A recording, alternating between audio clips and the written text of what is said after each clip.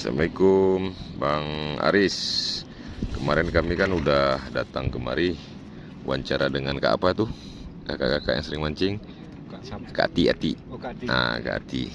Jadi itu benar nggak tuh Bang Aris, video berita yang kami buat kemarin bahwasannya di pelabuhan Jeti ini melintas satu ekor buaya tuh Bang? Betul tuh Bang? Betul, Pak.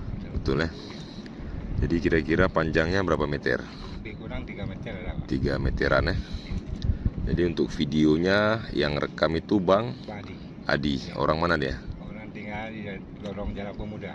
Orang Lorongnya nggak tahu kita kan. Oh ya. Cuma Berarti beda, ada di videoin kemarin ya. Terlihat jelas di dalam video itu Pak? Enggak? kurang jelas ya. Kurang jelas ya. Cuma kalau lihat sama mata jelas. Oh, kita lihat sama mata jelas. Nah kan banyak Pak Matahari rusuk tinggal kan. Oh. Silau, Pak. Kira-kira jam berapa tuh Pak? Udah berapa nggak? Jam-jam 9 ada? Jam 8 gitulah. Jam 8-an ya.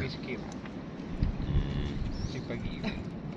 Kalau dia berenang cepat berenangnya. Enggak.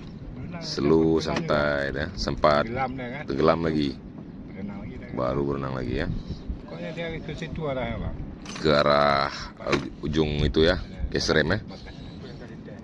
Jadi seperti tadi saya dengar katanya udah ada yang melihat masuk kembali ke Kuala Kabarnya masuk ke sungai kabarnya kan. kabarnya. Ada berita sama orang.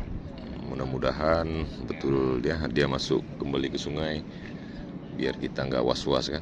Dan mudah-mudahan dengan kemunculan buaya tersebut tidak ada korban jiwa dari kita para nelayan yang mencari rezeki di laut, yaitu pencari udang pancing ya, udang-udang begini.